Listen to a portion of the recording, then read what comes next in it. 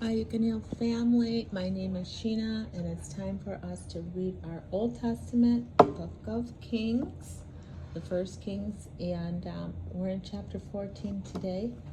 Trusting that you have already decided that today's a great day, and you're going to walk in that. Oops, sorry, I just hit the microphone, meaning no matter what comes up, no matter what hits you today, you've already decided it's a great one. So here we go. Chapter 14, Judgment of Jeroboam. At that time, Jeroboam's son Abijah became very sick. So Jeroboam told his wife, "Disguise yourself so that no one will recognize you as the queen. Then go to the prophet Ahijah at Shiloh, the man who told me I would become king. Take him a gift of 10 loaves of bread, some cakes, and a jar of honey, and ask him what will happen to the boy."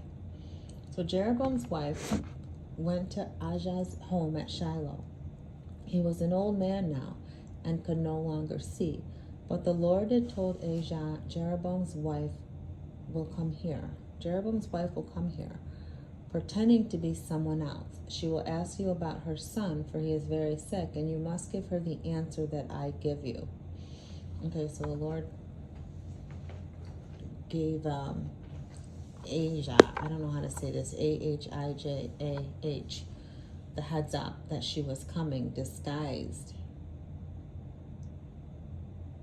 Disguise yourself that no one will recognize you. Okay, so he knows it's disguised. So when Ahijah heard her footsteps at the door, he called out, "Come in, wife of Jeroboam. Why are you pretending to be someone else?" Then he told her, "I have bad news for you. Give your husband Jeroboam this message from the Lord, the God of Israel." I was just thinking when I heard him tell the wife to disguise herself, like, why did he send her? Why didn't he just go himself? Give your husband Jeroboam this message from the Lord, the God of Israel. I promoted you from the ranks of the common people and made you ruler over my people instead. I ripped the kingdom away from the family of David and gave it to you. But you have not been like my servant David, who obeyed my commands and followed me with all his heart and always did whatever I wanted him to do. You have done more evil than all who lived before you. You have made other gods and have made me furious with your gold calf. And since you have turned your back on me, I will bring disaster on your dynasty and kill all your sons, slaves, or free alike. I will burn up your royal dynasty. Give him a minute, Dolly, and see what happens. I will bring disaster on your dynasty and kill all your sons, slave or free alike. I will burn up your royal dynasty as one burns up trash until it is all gone. Yeah, go ahead. I, the Lord, vow that the members of your family who die in the city will be eaten by dogs. My goodness. And those who die in the fields will be eaten by vultures.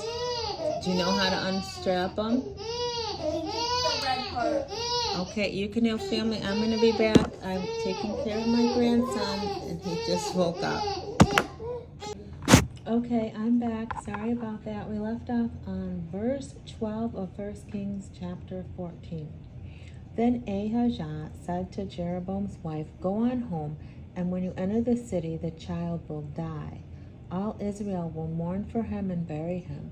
He is the only member of your family who will have a proper burial, for this child is the only good thing, oh my goodness, that the Lord, the God of Israel, sees in the entire family of Jeroboam.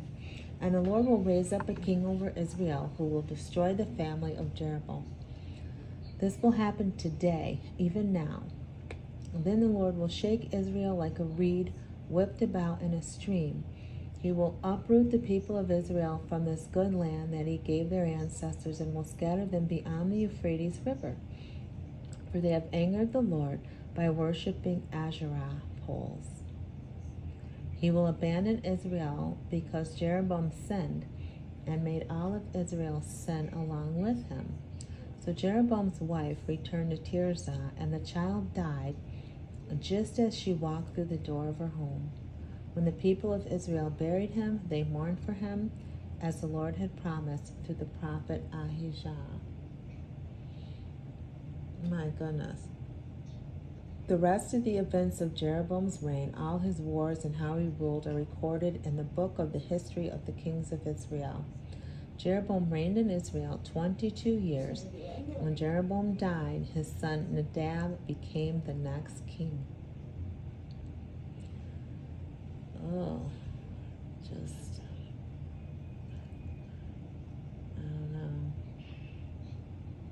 I don't know why he sent his wife. Maybe that was kind of like the last straw. Like, why wouldn't he just go and tell the king the son was sick?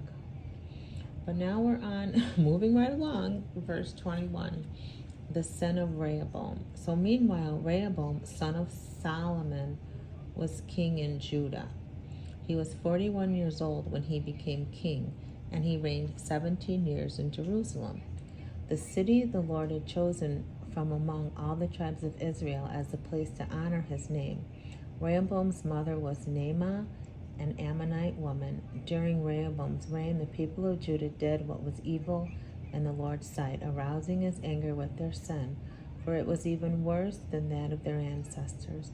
They built pagan shrines and set up sacred pillars and Asherah poles on every high hill and under every green tree. There were even shrine prostitutes throughout the land.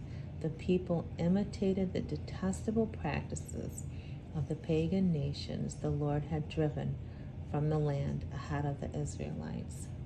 Oh my goodness. Judgment of Rehoboam. In the 5th year of King Rehoboam's reign, King Shihak of Egypt came up and attacked Jerusalem. He ransacked the temple of the Lord and the royal palace and stole everything, including all the gold shields Solomon had made. Afterwards, Rehoboam made bronze shields as substitutes, and he entrusted them to the care of the palace guards. Whenever the king went to the temple of the Lord, the guards would carry them along and then return them to the guard room. The rest of the events in Rehoboam's reign and all his deeds are recorded in the book of the history of the kings of Judah. There was constant war between Rehoboam and Jeroboam. When Rehoboam died, he was buried among his ancestors in the city of David. His mother was Naamah, an Ammonite woman.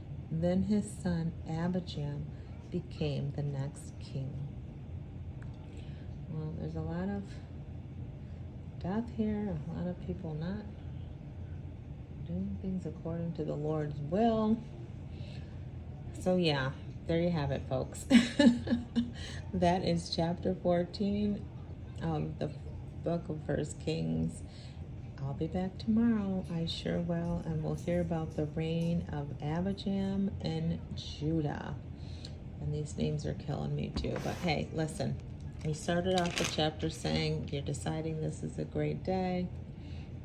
Let me know what you heard as I was reading, and I will be back tomorrow. Always remember, true healing begins with self-love. Why? Because God is love, and He lives on the inside of you. Bye.